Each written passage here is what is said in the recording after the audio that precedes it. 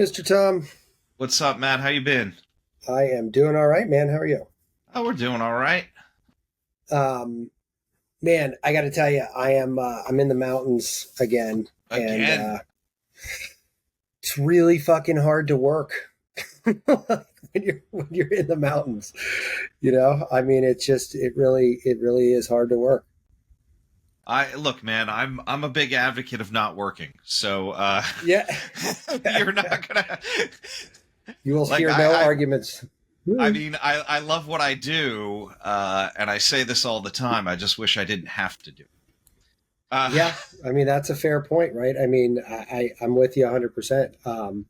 But like here, it's funny because like here I can go water skiing or hiking or Yeah. whatever, and like, or even I mean, I went on a run today and I went up to the state park and like just fucking around there, and I'm like, God, I'd much rather be doing this than sitting on my 13th Zoom call of the day. Yeah, Like, I mean that's definitely something that I think uh everyone would be in agreement with. well, You apparently know? not. No? Well, I, I because guess I guess 13 some people. people decided to book a Zoom call with me today. So, Ah, well, like, apparently, not everybody has these same aspirations.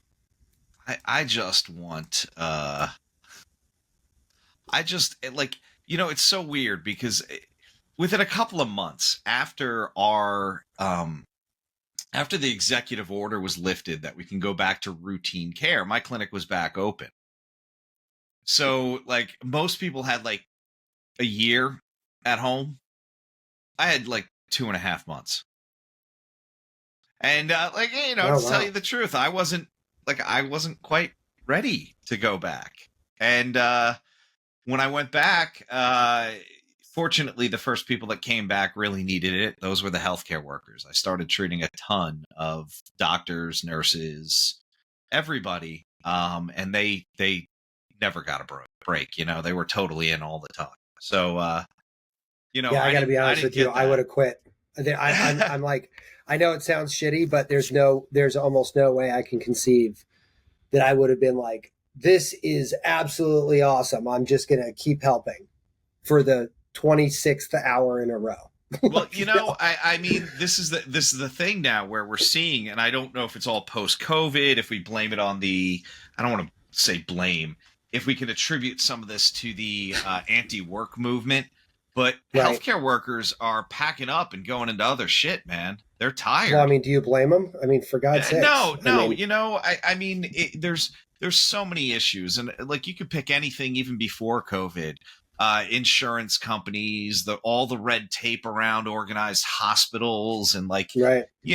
like drug companies, and really other people dictating what the treatment should be, right? And and I used to go like, oh, why aren't the doctors using the latest and the greatest all the time if they know it? It's like a lot of times their hands are tied, Right. and that must suck knowing that something can help somebody and it's available, but you can't give it to them.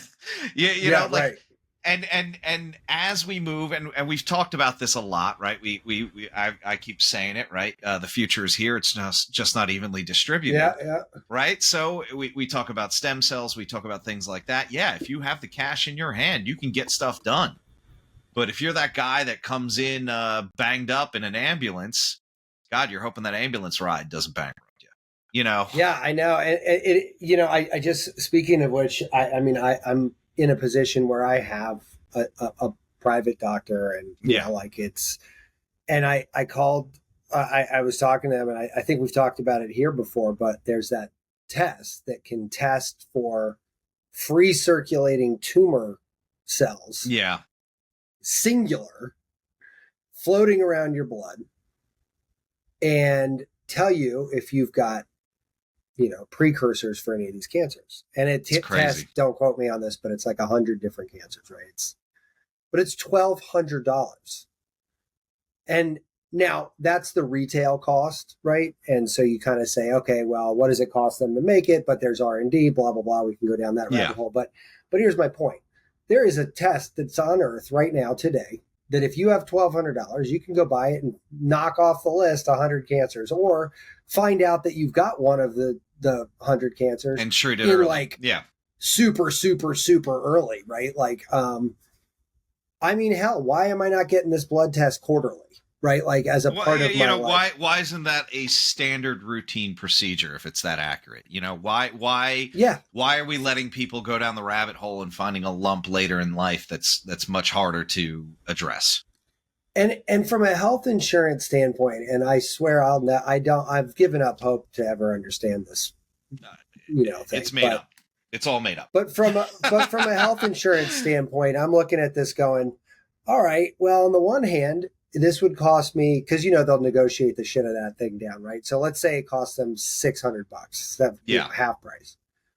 So they're going to pay this company $600 every time they administer this test. Now that company probably doesn't want to hear that when they're selling it for $1,200. But if all of a sudden Cigna says it's a standard of care now, and everybody's getting this with their annual physical, well, that company's fucking psyched, because now they're made, Yeah, right. And they're like, and maybe that is the triggering factor that gets that test down to $100, because everyone on the fucking planet has access to it, right? And the reality is if I get a lump, now it costs millions of dollars to the insurance company to fix. Absolutely. Like, it doesn't make any fucking sense whatsoever, right? Like, for the amount it's going to take them to treat my anything cancer, they could have given this preventative test to thousands of people. Like, you know what I mean? Like, it doesn't make any sense to me at all. Well, and I talk about this when I talk about acupuncture, right? All the evidence is there, but the reason insurance companies cover it is because giving me $100 a pop, even if the patient came in once a week the entire year, that's $5,200. For them to turn on an MRI machine, it's $5,000. And that doesn't include the radiologist reading it. It doesn't include the specialist. Then, so in the insurance company's mind, they're like, cover the acupuncture. Maybe this guy will shut up about his back. You know, and it's like, why? He won't go to other people. He won't spend all that extra money. He won't get cortisone. He won't, get a costly pain medicine prescription. And it's all that bottom line for them. And that's really the only way it ever works in the patient's favor, is like if it saves people money. But that's totally my point, though, right? Like, I mean, how does this not save people money? Like, I mean, how much money does it save me and my insurance company for me to not get cancer? Like, you know what I mean? Like, honestly, think about it. Even if it comes back negative, you know that you have that patient for how many more years, because they're not going to die of cancer. Yeah. Well, I'm like they're going to be paying those monthly premiums longer. I don't particularly love my doctor, so I'm in the process of trying to move. So I don't think I'm going to do this right away, but like, my biggest fear, look, I like I said, I'm fortunate enough to be able to do it, but to do the annual doctor cost and then swallow another $1,200 on top of that is aggressive, right? Like, it was bad enough when I onboarded with them. I did not always have the healthiest habits in the world. And so my doctor was like, did you smoke cigarettes? I said, yeah, definitely. And he's like, no problem. We're going to put you in for a low dose CT scan that's going to like look at those like ultra small cells in your lungs and check for any kind of like sign of lung cancer. But my out of pocket for that scan was like $500. You know what I mean? Like, and I'm like on top. Yeah. And so I'm like sitting there going, okay, so now I paid for a doctor.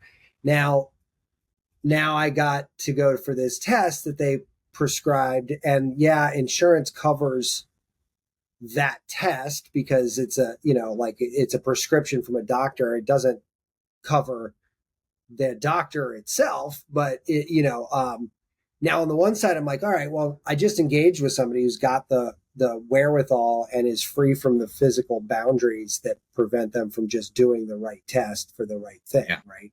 Yeah. But the other side of that is if I want to do this, like you just said, I'm basically signing up to spend $1,200 a year on just that test, because I can't definitely swing the hammer where I do that quarterly. But like, and you probably don't need to do that quarterly. But you know what?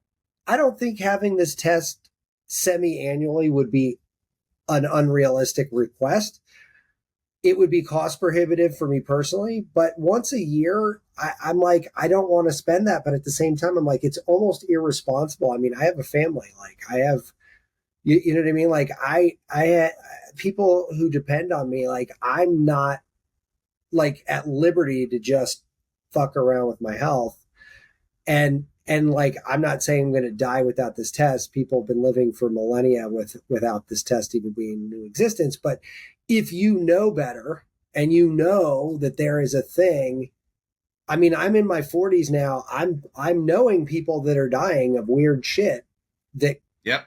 might have been preventable, maybe not in all cases, but like in a case of a couple of them, for sure. I had one of my oldest childhood friends, just they found him dead in his apartment not too long ago. Jeez, man. Lived by himself, had a heart condition. Now, look, the guy wasn't super healthy, and that's unfortunate that it killed him. But he is my age, and some of it, I mean, I haven't talked to the guy in a long time, so this isn't me lamenting on a personal, like but he was a childhood friend of mine, and like we know the family real well, and it's a terrible story, and like from what I gather, at least a portion of it was belligerence. Like I don't think he was unaware of the problem, and I don't think he did anything to help it out. And so, you know, that part you can't really kind of, you know, deal with. But what if there was a test that was part of a standard care and it included a battery of shit? Like, I mean, I haven't even gone into all the cardiac and lipid options you have when you go to a concierge doc. I mean, you talk about options, man. You got a full smorgasbord when you go over to that side of the fence, right? And it's like truly a matter. I feel like I'm almost at like a car dealership. I'm like, do I really need the luxury mats, or can I just live with the regular ones? Like, you know, like because you have so many options, you could literally be like, well, that's not super important. I don't have a family history in that, but this other stuff I do. So let's like lean in hard on that, right? I mean, yeah, and I think that is really the way we need to approach these things, right? Like, what are the things that are most likely going to take me out, given my history, my health, my lifestyle, my family history, and you know, and I think if we pull it back even more, like the environment I live in, my lifestyle, these things are also really playing into that. How we interact with other people. But you and I could both look. I could smoke a pack of cigarettes a day and be your neighbor, and we eat the same. We have the same personal chef at our house cooking us the same imaginary food for every meal. You know, look, we could have every variable the exact same. We could exercise the same amount. We could drink the same amount. We could do whatever, you know. But if I'm smoking a pack of cigarettes a day, you and I are not in the same journey. Like, you know what I mean? Like, none of us are on the same journey, obviously. But like, you and I in this case would for sure not be on the same journey, right? Like, so, but actually, you know, it's funny, and I didn't plan this, I promise, but like this actually almost weirdly brings us to what we were going to chat about today, which is kind of, I guess, fundamentally an access issue and a planning issue, and I think more so. I mean, should I say group think problem? Like, I don't know. Like, I'm trying to think of how to articulate it, but like a bunch of access things that really affect everybody in the ecosystem, right? Yeah, right. Yeah. You know, there's real basic stuff like, hey, do you have clean water? You know, and then you get more nuanced into these other things like, but Flint, Michigan's mayor said they had, you know, clean water. Son of a bitch, man. That's going to push me over the political edge. No, but you see what I'm saying? Like, well, actually, you know what? We don't need to necessarily go over the political edge, but I mean, we would be remiss to not mention that, and we already talked about it with insurance companies, but like this is entirely dictated by politics and absolutely, and the fiduciary tendrils that come out of politics, right? Like it's not just you can't vilify, being a Democrat or a Republican. You can certainly vilify the behind the backdoor deals that go on either of those camps. Oh, right? 100%. Yeah.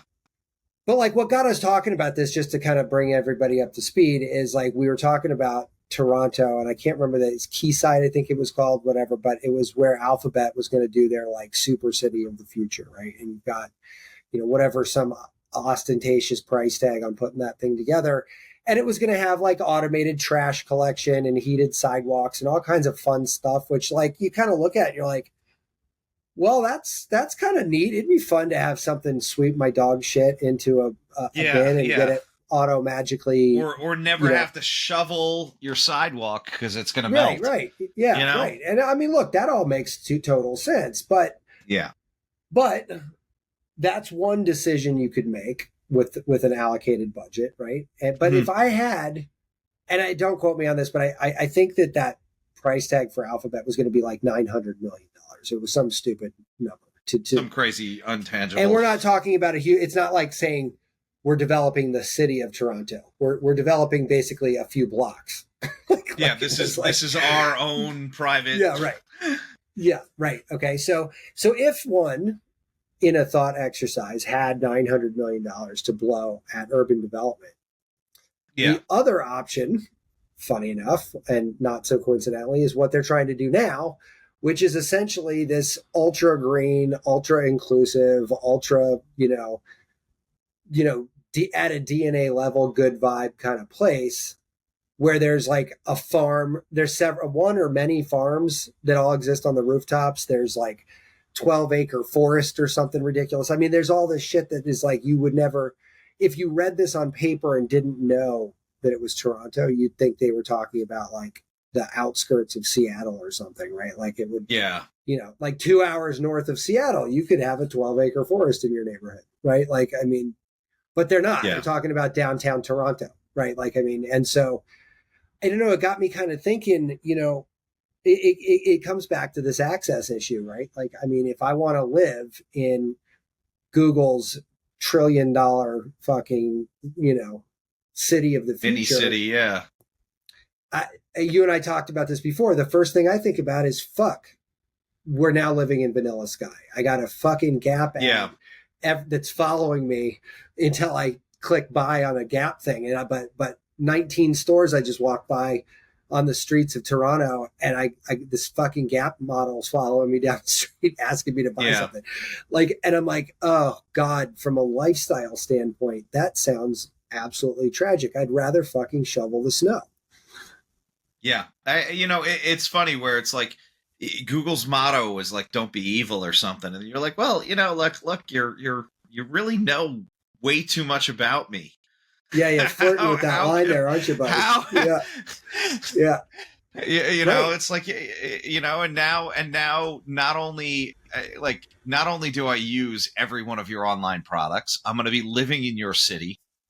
You're going to know where I'm going, when I get up, when I'm moving around, where I'm. Yeah. I mean, and let's call that out at face value. Let's not fool anybody, Google. You absolutely don't give a shit about building a technological utopia. You want the fucking data. There's no ifs, ands, or buts about it. You can exploit everyone in that environment.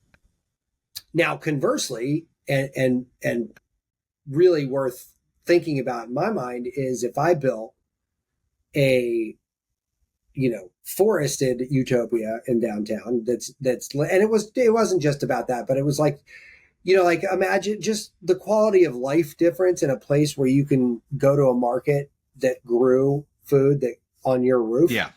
You know what I mean? Like, I mean, think about what that brings with it. It brings a lot of meditation spaces. It brings green outdoor spaces. If I live in an urban wildlife, city. All of these things, cleaner air, all of that. Yeah. So now if I lived in New York City for a decade, right? There's nothing healthy about New York City except for the fact that everybody has a gym membership. Like that's it. Like there's nothing else. I mean, they did this thing and they did this study that I heard later on might have been urban legend. So let's take this with a grain of salt. But Okay. but the marathon runner who died with the same lungs as a career smoker, but lived in New York City his whole life. Mm, And now I don't listen. If it ended up being a Snopes thing and we just didn't catch it because Snopes didn't exist when I heard that, so be it. yeah. But here's the thing: philosophically, that urban legend is not terribly off base, right? Like you live in a Based place, on air quality and things like yeah, that. right. Yeah. That shit is I like get dirty. that. You know what I I mean? get And that. you are walking everywhere because nobody fucking drives. But well, Like, and honestly, I've heard things about New York City being slightly healthier than other places, simply because no one drives and everyone's walking places. You yeah, know, well, here's the thing. I've had the pleasure of living on both the East and the West Coast, yeah, in a couple places more on the East Coast than the West. But one thing I will tell you for damn sure, West Coast people who drive a lot more mm-hmm. are infinitely healthier, I would guess, per capita than New I York think City we're people. gonna get some quantifying documentation on that. I want somebody to tell me that, because here's the thing, man. I've had a business for over 20 years that has done business on the East and the West Coast, which means Yeah, I go to conferences, client dinners, out to drinks, client events, networking events, blah, blah, blah, blah, blah. And while this is for sure anecdotal and not, clinical, you go to a IT conference in California, the yeah. heaviest dude in that room is 180 pounds. Like, and Yeah. they're vegans, or they just came out of a meditation retreat, or they're microdosing while wearing blue blocking sunglasses. Like, I mean, everybody out there is like hyper focused on health, right? They're a little bit more in Now, that meanwhile, community, in that world. right now, meanwhile, almost every networking event I went to in New York City was served, beer, chicken parm, pasta. I mean, it's like, Yeah. people are smoking cigarettes outside the building, like left and right.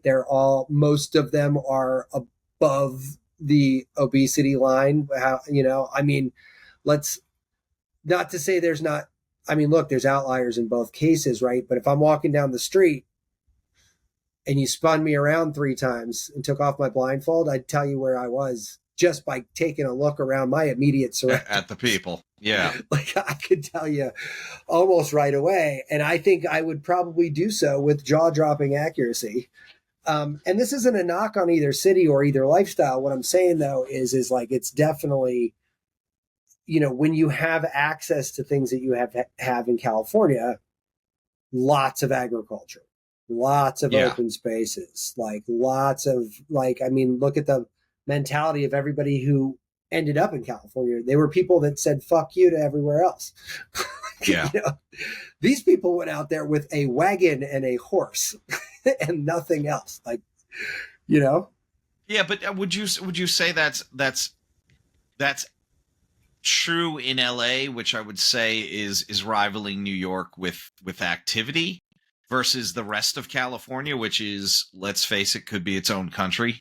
Sure. I mean, with different demographics, different geological, they got mountains, they got an ocean, they've got, they've got warm weather, cold weather, they've got skiing, they've got surfing, and maybe, do you feel like the people in LA get around more in their state than, say, people who are in New York City that, never cross a bridge? Yeah, no, and I think What I'm saying? I think like, that's the biggest contributor. Yeah. Yeah, I mean, that's definitely the biggest contributor, right? I mean, LA, you're not wrong, but here's the problem with LA. Not the problem, but here's the thing with LA is it's an entertainment capital of the planet.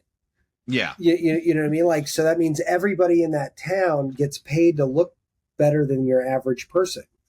And so if that's the case, you just almost have no choice. Like, like, I mean, the standard you gotta step it up. Yeah, the standard of living in an environment like that dictates that you are conscious of your supplementation, conscious of your diet, conscious of your activity level, conscious of what kind of activity you're doing.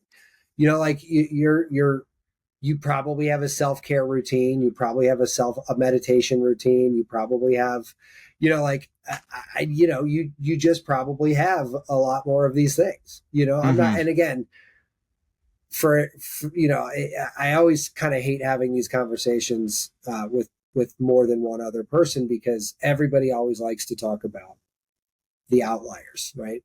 Oh, I lived in New York for 20 years and I got a resting heart rate of 47. Yeah. Okay. I'm not saying that doesn't happen, but if you look down Midtown at lunchtime, if we're going by bigger pools. Yeah. Right. And I don't know, but I mean, here's the other thing, right? Whether I live in LA or New York, costs me a ton of fucking money to live in either of those places, a ton more than to live in any similar places. I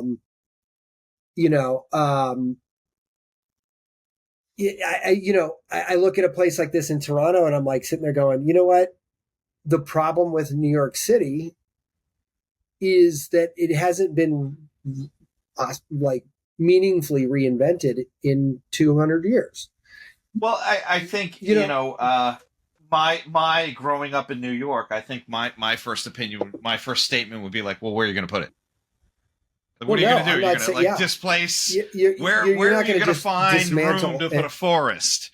You know, you already got Central Park. Yeah. Yeah. Right. Yeah. And I think in an area, and not necessarily knowing where something like that would go in LA, I know in Canada they do invest in their park system pretty well. When I was in Vancouver, yeah, but the things that these guys were talking about were in the middle of an urban block. So think about the West Side Highway before the High Line took over and all started to spread out, right? Like, I mean, I gotcha.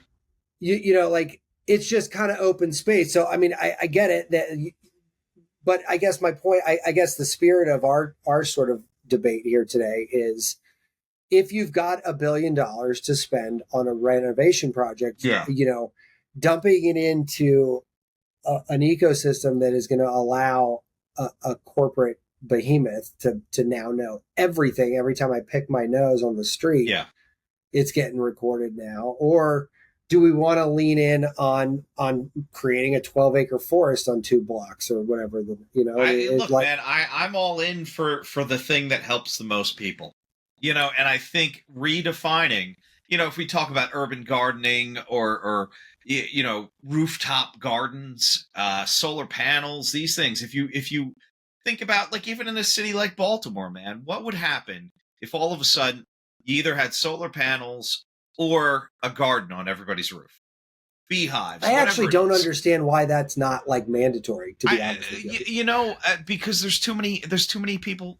I would rather have somebody, or somebody will, maybe they own a grocery store. I'd rather have you come to my grocery store than grow shit on your roof. Right? That takes a hand out of that, money's not getting exchanged then. Well, what's funny though is, like, this is a tough argument. This is a tough conversation, because out here where I'm at this lake, 20 minutes away are towns where there is an appreciable amount of people still actually coal mining. Right? Yeah. Now look at those cities that they live in. I mean, it'd be a stretch to call them a city, but look at those towns, small rural towns, right? That economy has been propped up by coal for generations, right? Like, I mean, that's, and in reality, we're going to have coal around for a little while longer, but it's not an appreciating commodity at this point, right? Like, I mean, it's not going to be around forever. And now we all know that, right? Well, I mean, the writing's on the wall. At what point? I mean, and this is also like, this is kind of like, look, every once in a while we hear a story about a bunch of miners getting trapped. Well, we can solve that problem. Train them for new jobs. Well, there's actually a lot of people in that area that have moved about an hour and a half away, where there's a lot more industry. And look, they're blue collar guys. They're capable. They're intelligent. Like, they know how to, they know how to work. Like, you know what I Yeah. mean? They know how to do things. They're procedurally oriented, I guess is a great way to say it. You know, like if you tell them, hey, step one is this, step two is that, like they got it. Like they're going to make it work. And, you know, unfortunately, and here's the hard part, right? Like, so now you got to walk into a town that has had its economy bolstered by coal for, you know, 3 generations, 4 generations, whatever the number is. Now all of a sudden you come in and inside of a generation, you say to a whole town of humans, yeah, so by the way, this thing that you've been doing forever, and it's literally the only thing you guys know. And, you know, we've got a barber, a gas station, and a bar, and then everybody else works in coal. Like, that's going to have to change. Like, now you got to change everything. Like, that's got to be fucking terrifying. Like, I can't Oh, even imagine. absolutely. Like, I mean, that is just a horrible. I mean, I literally can't imagine just having somebody walk in and be like, hey, by the way, this thing that you live on is now completely gone starting tomorrow. Like, Yeah. But at the same time, so like, what does that mean? That means a lot of jobs are going to go away, or at least every job in that thing. But those jobs, you know, are going away. Like there's the argument's not really relevant, right? They're not going to be here. So they're not going to have the opportunity to go, look, I see the writing on the wall. It's just going to fall on them. Well, yeah, and moreover, there's not going to be like, this isn't like a, you know, and it absolutely just saddens me when people make this a political like pillar in their campaign.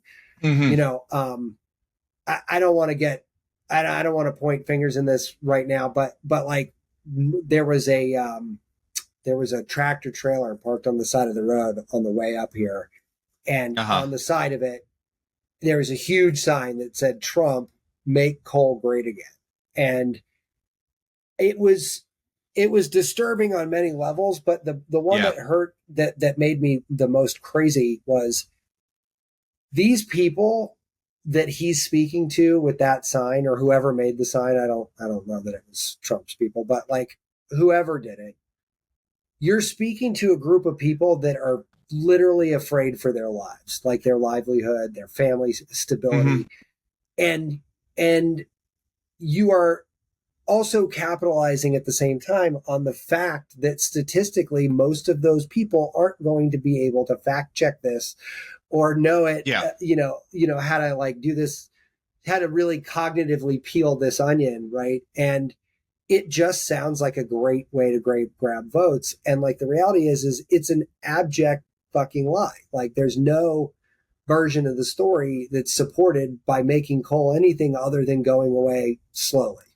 Like, you know what, and like now we're kind of getting political, and I'm going to start talking about unions and things like that. Right. Well, I mean, we'll get it back to the city thing in a second, because it all kind of ties together. I mean, you know, the rebellion at Blair Mountain.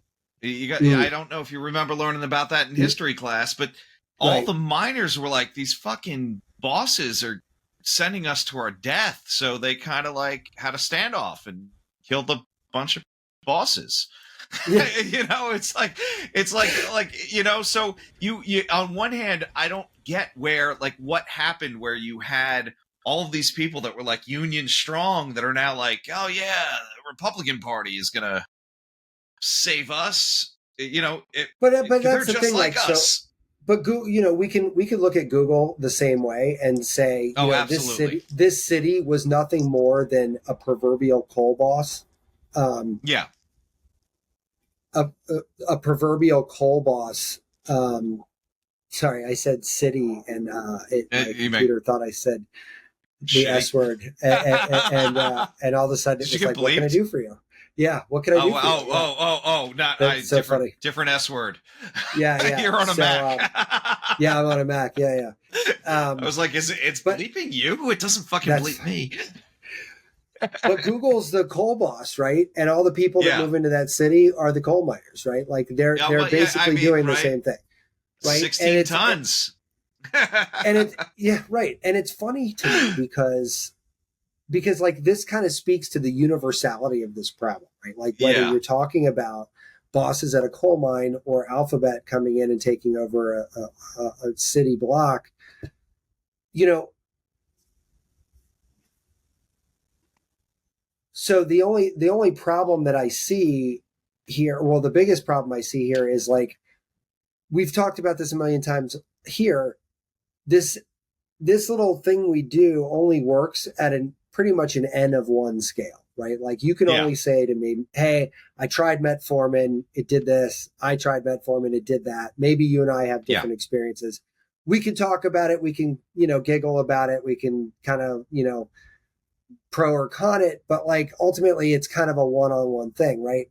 And I think most of Yeah. what we talk about here falls into that group. But if I'm moving into a city, it's not an N Yeah. of one, it's an N of 1 million, right? And so now It all of is a that sudden, entire population. Yeah. right. And now all of a sudden, now we all have to get on the same page about what it means, because like the right to live a long and healthy quality of life should be universal.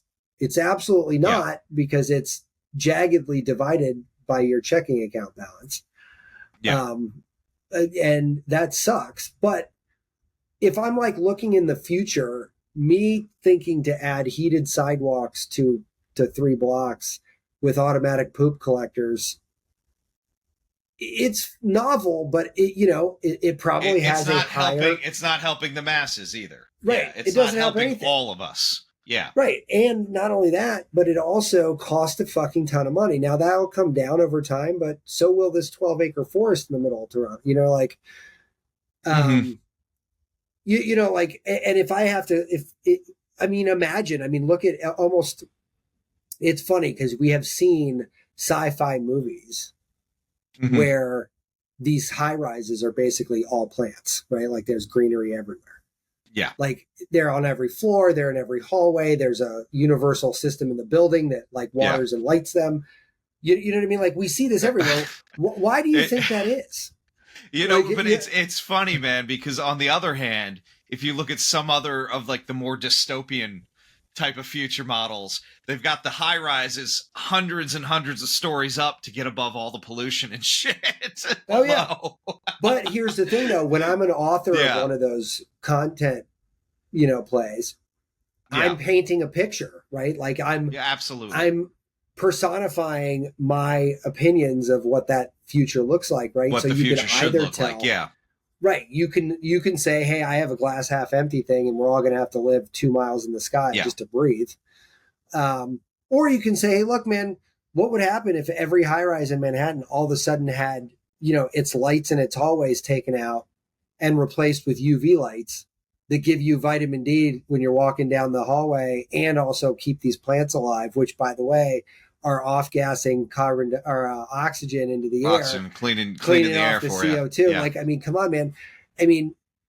I'm an idiot, and I can put this puzzle together. Like, well, and stuff I know like nothing that about doesn't nothing. sound super expensive either, right? And No.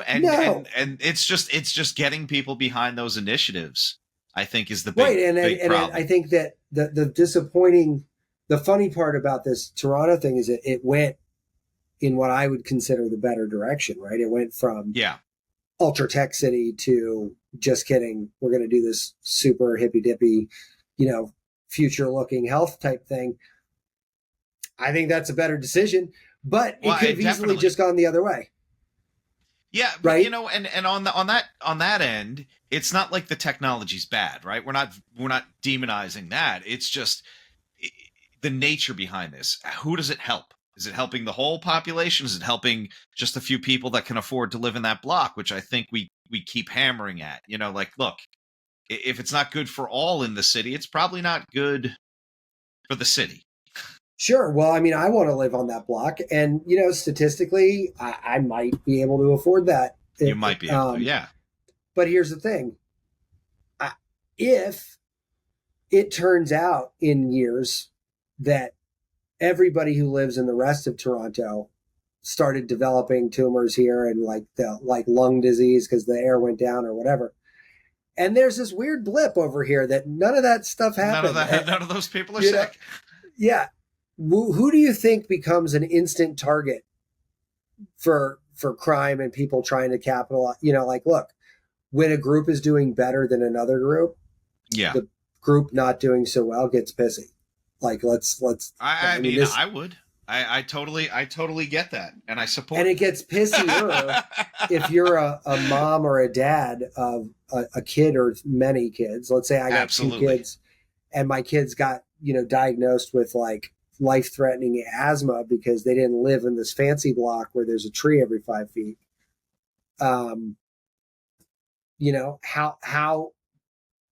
to what end am I willing to defend my family's right to life? To have, yeah, I think that's something that is going to become more of an issue as we You ever see. seen that movie Dick and Fun with Dick and Jane? Yes, With, I have. Yeah, where he lost his Jim job. Carrey, Yeah, he got so pissed off that he went and cut like a foot patch out of everybody in the neighborhood's lawn and made his own lawn. Put his own lawn. That was a pretty good movie. But no, it was a great movie. That seems like really it tees up, I guess, what happens to us, right? We get successful, and then that can all be taken away so quick. And then what are we left with?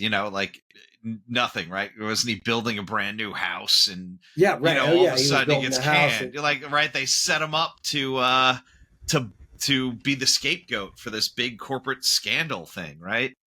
Sure. Yeah. No, it's and like, it always strikes me as kind of funny when people have, the conversations about, the gap, right? The socioeconomic gap that's just widening, obviously, in this country all the time. But I think even more. Probably, yeah. I mean, you go to India, that gap is not a gap; it's a canyon. I would argue like we have third world places in our own city, right? Oh, no, absolutely. But like, well, what happens? Those cities, right? Like what was that other movie with where you lived forever, but you had credits? Oh God, yeah. Like they always had like the watch, and so you look into that kind of thing, and it's like, we talk about it all the time, but let's say this fancy city, right, comes with like a metformin drip and a fucking Telomere bath and whatever the hell out, stem cell, every week. It's part of your HOA fees, right? Like, I mean, look, barring getting hit by a bus, the chances of you outliving your neighbor is pretty fucking good. Pretty good, yeah. I mean, but only if you've got the dough to do it. And now, because we're over here in this place, I got to build a giant ass wall around this place to keep all these other people out. And what does that do? That just furthers this divide. So like to your point, and I think what I think was funny when we talk about the gap and how you and I talk about it specifically in healthcare is not necessarily financial at first. I think it's basically just giving everybody the same access to the same shit. Oh yeah. I mean, this is a known problem. Problem. Well, it's a known problem, but I think it's funny that we continue to make decisions that further gap us instead of. And then when I saw this city that's going to have a forest and farms, I was like, you know what? This is the first thing I've read in a while that actually makes sense. Could help the whole city. Actually do right. Like this could, even if it doesn't directly help you because you don't live near it, that city is healthier. Right. And like it's funny in New York City, you see all the new buildings that are like, we're LEED certified. I was like, okay. So that was great. Yeah. Let's not shit on the parade of the LEED people, but like it is by comparison to what you could make it, which we're seeing with the plans for the Toronto thing, like comparatively speaking, it seems like, throwing a drop of water into the ocean. Yeah. You're kind of behind. You did the bare minimum. Right. Like compared to what you could do. Like imagine if every new city building in New York City had to have an acre of greenery, that would be materially different for your quality of life. Yeah. If you lived in that building or you worked in that building. I used to think about this a lot. Like, sometimes the jackpot would, crawl up close to $1 billion. Yeah. And it's like, I just bought that ticket the other day. What would happen if I hit it? And I was a sole winner, right? Okay, let's say they take half of that off. So I'm left with So you have half $500 million. Yeah. How much do I actually need? And how could you have the biggest impact? Right? Sure. Do you just wouldn't go, need that much for sure. You wouldn't need that much. But like, how quickly could you reform a city like Baltimore? You know what I'm saying? Could you go in and say, look, I'm not kicking anybody out of their houses. I'm buying your mortgages. I'm knocking it down to like 0.1% interest. But to do that, I'm going to come in. I'm going to make sure everything's up to code. I'm going to put solar panels on top of everybody's roof. It's going to kill your electric bill. Why? Because it doesn't hurt me anymore, right? I don't Sure. need that money, and I can help other people out, right? Now you have that strain off of you. Your mortgage is next to nothing. Wow, man, maybe you're a nicer person. Maybe you change your habits of like eating. You might be eating better food. You might be able to not have that third job, And I think for me, if you could find a way to do that, regardless of the awesome tech we could put into everything, you get rid of the big hurdles first. And I think the cities would naturally be healthier. You know what I'm saying? Like, stress levels would fall, right? But we don't need a 12-acre park. It's great. We should totally do it if we could. But I would go after that. The simple things. And you're right. I mean, look, when you go on vacation for a week, let's say, right? Like day one, you're eating. You're not eating that bad. You're like, all right, I'm a rational person, and so I'm going to have a lean protein, a vegetable, whatever. By day 7, you're like, I'm going to take the fucking duck flambe with 3 orders of whipped cream on the side. It's basically bad habits beget bad habits, right? Like, you only have a double burger. Can I get 2 double burgers? Yeah, right. How do I get 6 burgers into my mouth? Can you just keep stacking them? Yeah. Short answer: there's no such thing as too many patties. Just letting you know. There are not. I would agree with that. Right. But the thing is, and it takes you maybe a few weeks to write that ship when you get back. But once you write the ship, you're like, the right answer is 1 patty is fine. Like, right. Like, 1 patty is fine.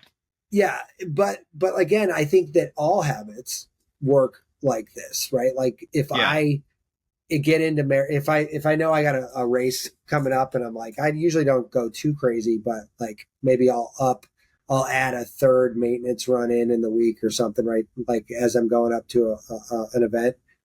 Yeah. But guess what happens when you do that? You look in the mirror one morning, brushing your teeth, and you're like, look, I look a little trimmer here than I did before.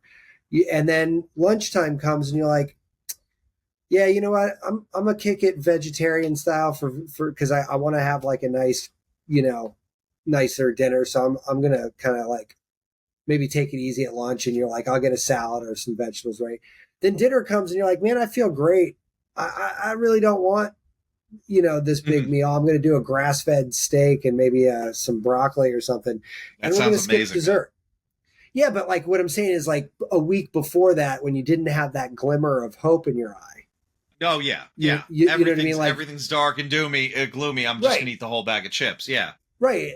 And to your point, like if I came home to an apartment building that had greenery everywhere, I'm probably not going to light up a cigarette in the hallway, right? Like, because it just doesn't feel right to do that.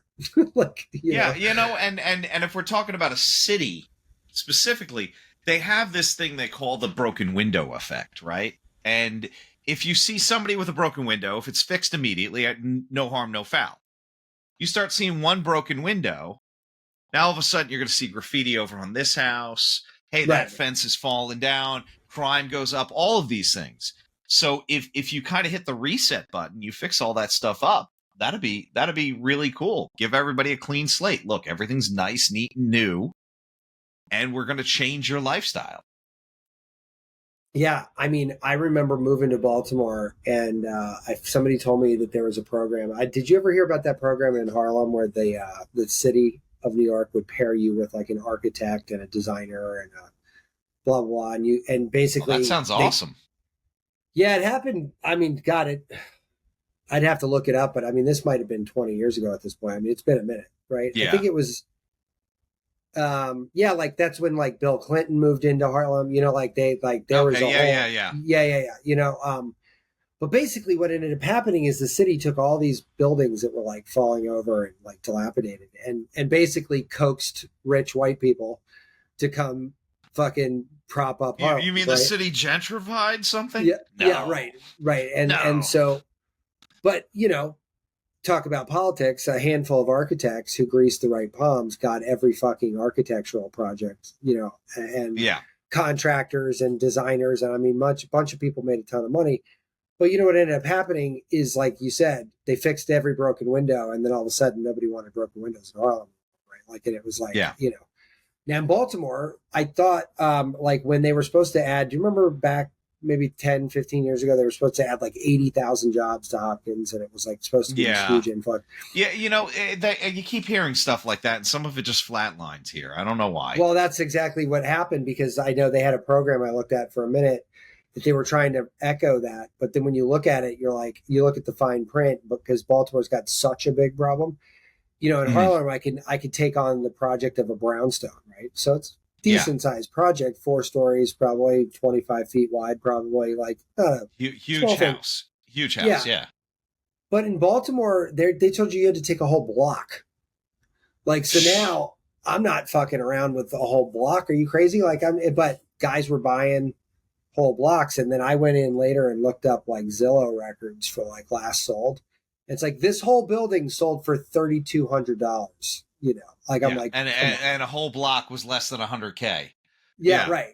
right. Like, and you're like, yeah, but now you have to rehab what, 32, 35 houses, probably 16 on Yeah. both sides, give or take. I mean, it's a lot. I mean, now, that's no small undertaking. And unless your neighbor is doing the same thing to his block, you know, You can't have one nice block in the middle of not. Yeah. Yeah. no. Yeah. And plus, when you look around at the neighborhoods you'd have to start in, then the closest nice place is like 2 miles away. Like, so no, I'm not going to live there. Like, I'm not, you know what I mean? Like that's a bad idea. I'm moving to the suburbs. Yeah. Right. That's exactly. But now if I had $100 million, like let's say I won this, to go back to your lottery, I took my 500 million. I squirreled away 100 for myself. Like, this is what I got Measly for 100 a million. measly 100 million. I've now got $400 million. Let's say I took 100 million of that at the rates that you're talking about. You could build half the fucking city down there. You know what I mean? Like, Yeah.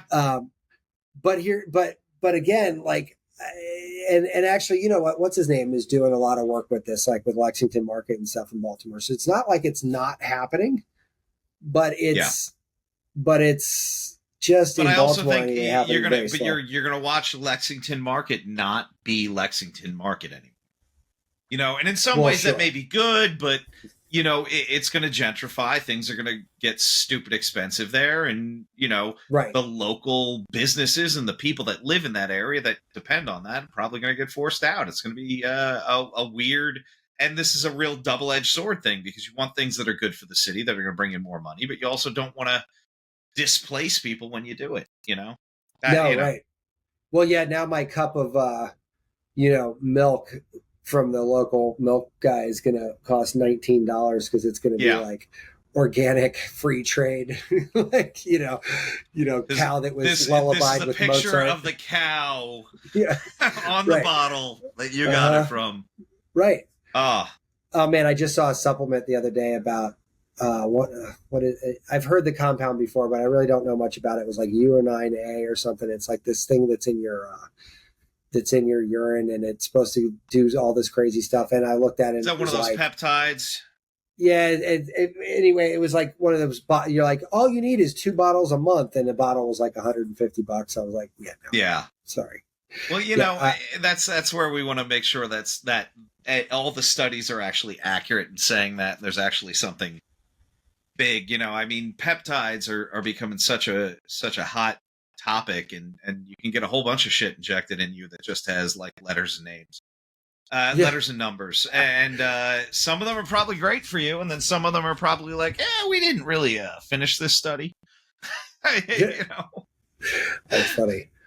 Well, yeah, I mean, as with any topic we go through, we're never going to solve the world on these things, but I think it was encouraging that this city Mhm. has kind of like looks like it could be going the other way, and then I don't know. I hope that we start making better decisions, about it. Actually, along those lines, did you see that?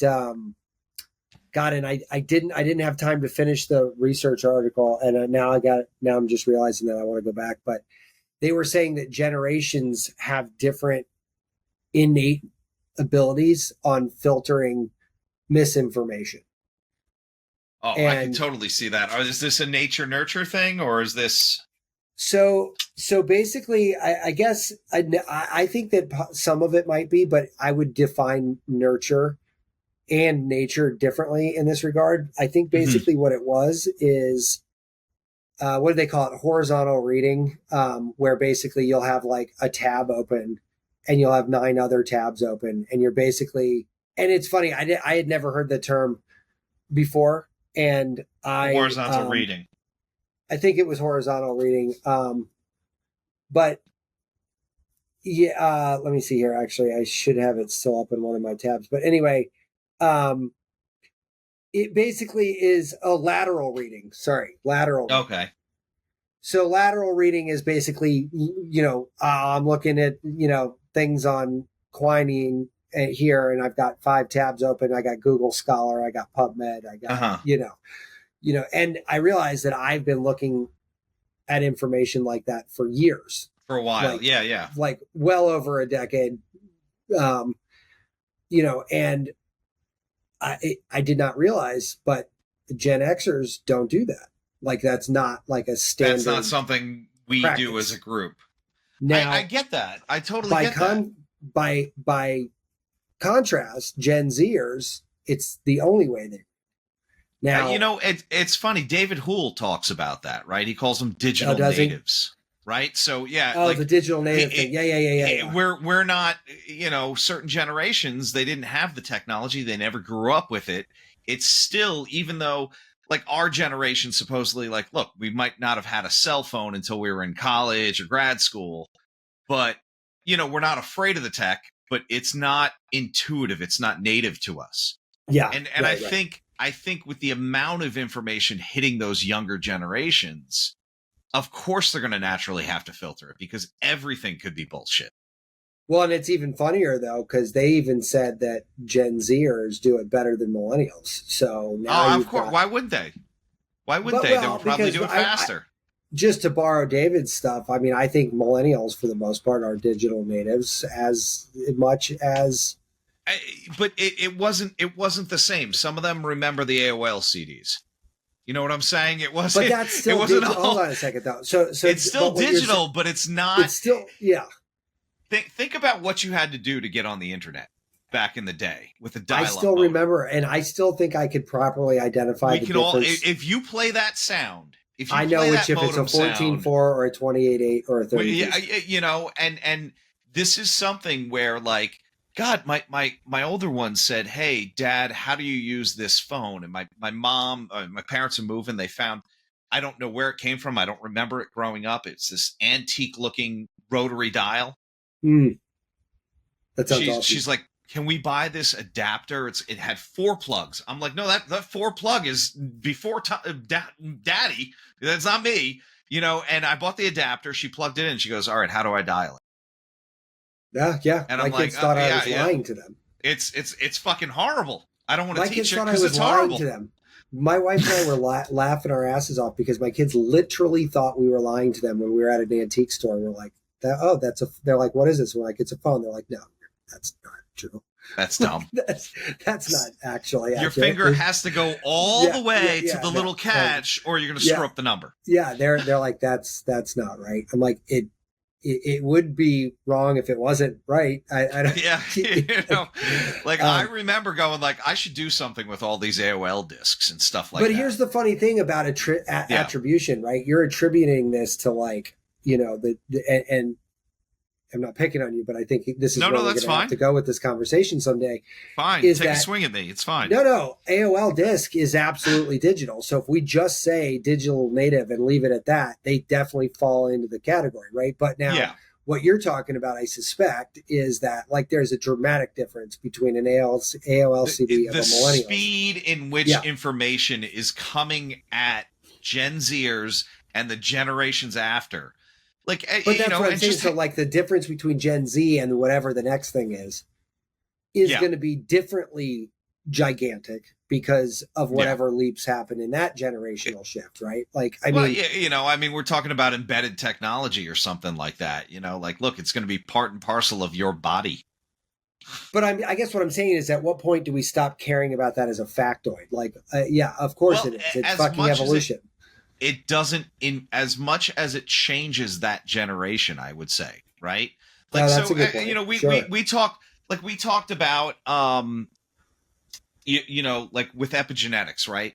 So World War II, people went through starvation, whether they were in camps or whether the Dutch had a famine, right? Aubrey Hepburn was famously part of that group where they were like, the Dutch were trying to eat tulips. But what happened to the epigenetics in there, right? They were eating the bulbs to try and get some sustenance. It's horrible. It's not funny. But within that, each that generation, if they were of a certain age and they were exposed to that food shortage, they lived longer. Epigenetically, they had longer. So the technology, how is that not affecting our epigenetics? You know what I'm saying? So the ones that are born with it, how could they not be able to do it better than us? What's the word? What is that? Longitudinal. Longitudinal studies of Holocaust survivors still show a higher hormetic tolerance than people who did not grow up in or experience the Holocaust. And that Holocaust. passes at least 3 generations, I think man. I think they said they're on generation 4 now. I think that they still show those same markers, and they live longer. Right. You know, so imagine that. Like our kids, maybe it's something our exposure to it, and then they have theirs, and it keeps picking it up quicker.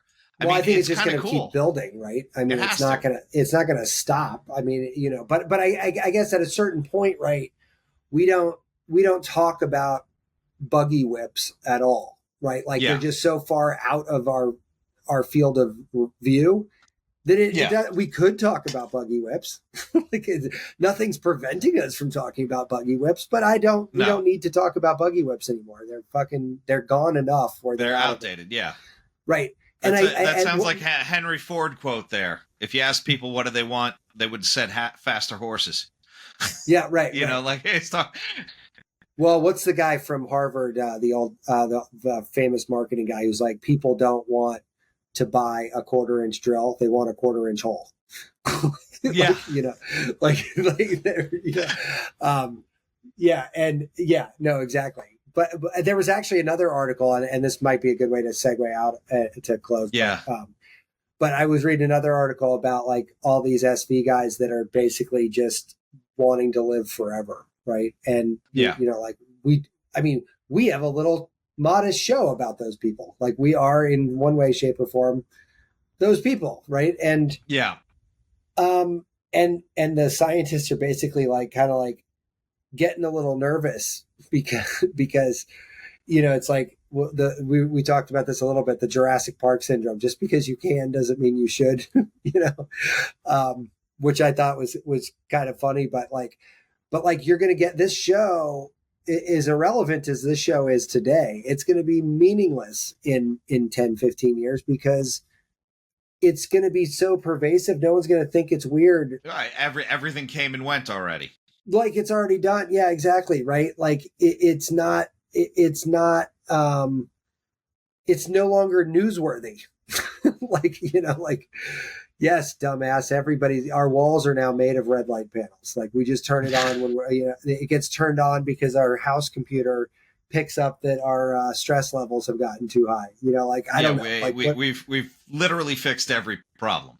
Yeah, we fixed it all. There's no need to fucking down metformin because you're already going to live forever. You don't need metformin. Like, you know, like it's not, I don't know, and I guess as we march that way, the interesting conversations are always like with the city. It's like, what happens if we're all glass half empty and there's no way this is evenly distributed, no way in hell. You quite literally end up like that movie where those people who live forever are over a river, behind a wall, through a security force, across another river. Like you cannot get there. Like Yeah, physically. it's pretty much Hunger Games. Yeah, right. Yeah, right. So hopefully we don't end up in Hunger Games, but No. um, yeah. So what are you getting into these days? So What's man, next? I just heard about this, and this is crazy, and I'm kind of like a little too giddy about it. And Okay. I don't know when it's coming to my gym, but the owner of the gym posted that he's friends with this like organic grass fed farmer, chicken, beef, heritage pork, those kind of things. He's putting in a fucking refrigerated vending machine to sell Mm, meats at the gym. And I'm wow. like, can that please be here this weekend? Yeah, seriously, Because, that's like, great. I'm going to go swing kettlebells and pick up dinner all in one Yeah. go. And, Right. Well, speaking of like a farm in your backyard or like in the same city as you, farms up in Glen Arm, it's like 5 miles away from sure. the gym. But you know what? That's what we were talking about earlier today is like if I have access to a Yeah. gym that I'm going to and I just did a kettlebell workout and I walk past a grass fed ribeye that I might have for dinner, I'm like, yeah, I'm doing that. Fuck That's yeah. Burger I King. mean, I'm You know what I mean? I'm Like, giddy excited for that. that Giddy sounds excited. amazing. That sounds truly, absolutely astonishing. I love it. I might go to And your gym just to pick up a fucking steak. there was a minute where I was like, should I do that at my office? I was just And going to I'm say, like, man, why can't? well, half the crew that comes in is vegetarian. Oh, so don't. We have. I'm pretty like. I want to be non-offensive to as many people as possible, and And having while like 18 dead animals in the lobby is probably not yeah, going to like help. here's a whole cow in a fridge that you can you know pay for like a Coke. Don't let this blood drip out of there. Like Yeah. Oh man, that's funny. I love this idea though. I now want to it's be a so meat cool, man. vending machine proprietor. I mean, why not? What are you up to, man? um, I am nerding out on telescopes these days. I saw I your photos on IG, man. They're awesome. yeah. Those things are a result of a new telescope. I cleared the deck and got a Nice. new one. Now I'm doing a one in, two out rule kind of thing. Like, but you know, not to get sappy in my what am I up to thing, but man, nothing makes me feel more appreciative of the literal astronomical chance that I became a sentient being than Yeah. looking at this shit in the sky.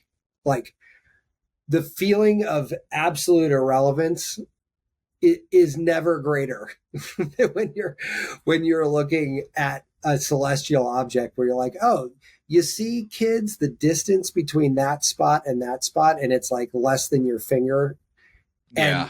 but in space, that's 2,800 light years. You're like, that is. If you were traveling at the speed of light, it would take 2,800 years to go from there to there. Yeah. It's so And you're like, crazy, man. right. And you're like, I cannot possibly be more humbled by that. And so every time I look through this scope, I'm like reminded of how much I have the responsibility I have to people who listen to me or talk to me or whatever to be like, look, you gotta not be a dickhead. Like you gotta just Yeah. you gotta be a better person because that is fucking out there and like we have got this opportunity. You just don't waste it. Don't be a dick. You You know, know? it's kind of amazing. Isn't that God, Monty Python on the Life of Brian. There's that song Oh my god, I haven't always seen look on that the in bright forever. side of life. Yeah. And I think the first thing is just imagine that you're standing on a planet that's revolving at 9,000 miles an hour or something, right? It starts to put the whole thing into perspective. Sure. The whole fact that we exist Oh, is yeah. astronomically insane. Well, I don't know. Have you seen any of these Webb telescope pictures that are absolutely bonkers? Yeah, There yeah. was one of the first ones that came out. It was like all these galaxies that were all over the place. It looked like a puzzle, like you put together, right? It was like, and I'm sure somebody's already made it into a puzzle. But Yeah. they said this was a composite image of 12 different frequencies, like infrared, gamma, X-ray, all this stuff. So it's taken all kinds of light. They're like, in this one picture alone, I think they said there was 1 million galaxies or over 1 million galaxies. And by the way, the apparent field of view of this image is the holding a grain of sand between your fingers at arm's distance, standing on the ground on Earth. That's how much space this picture takes up. How crazy is that? And some of the light that some of the photons captured in there, they suspect are 4.6 billion years old. That means this fucking galaxy that you're looking at could have flamed out 2 billion years ago with the most advanced civilization that the universe has ever seen, and they've flamed out.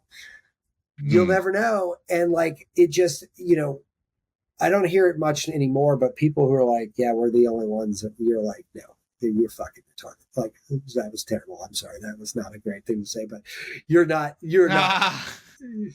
You're not living your best life if this is your worldview, right? Like, I had somebody that said to me, the way you just apologized, they're like, oh, you got to be a Gen Xer because you said something offensive, knew it was offensive, and tried to course correct. You know what? I only course correct. No, I mean, look, I'm split on that, but I course correct not because I think I offended somebody, but because we took for granted my entire childhood that maybe wasn't awesome to say to people. It's going to upset people. Yeah, yeah. But it became normalized. Yeah. Yeah, exactly. Like, there's a slew of words we said all the time, and we were like, we didn't think anything of it, and now it's like, no, that could really impact somebody. Well, oh yeah, no, cool. Absolutely. Well, and then that's what you're saying. So when you apologize or walk it back, you're like, it's more of a, man, when we were kids, we said some dumb shit, and it's just baked into me, man. Dumb shit. Yeah, I can't. I gotcha. I got to dial this out, man. This is a terrible habit. You don't want to get, Yeah. But on the flip side, I mean, in my mind, I'm like, well, I don't mean it like insulting. I'm like sorry. that. Yeah. I gotcha. And then, anyway. Anyway, cool, man. Well, thanks for rapping. Yeah, man. I think we should check wrap. you. Yeah, check you next time. All right, sounds good. Later, man. Be subversive, irreverent. Health is wealth, but you knew that. Everybody knows that. But so is following us on social media at Irreverent Health. And check out our website for more exclusive content at irreverenthealth.com. Oh, I like this. Thanks for tuning into this episode of Irreverent Health.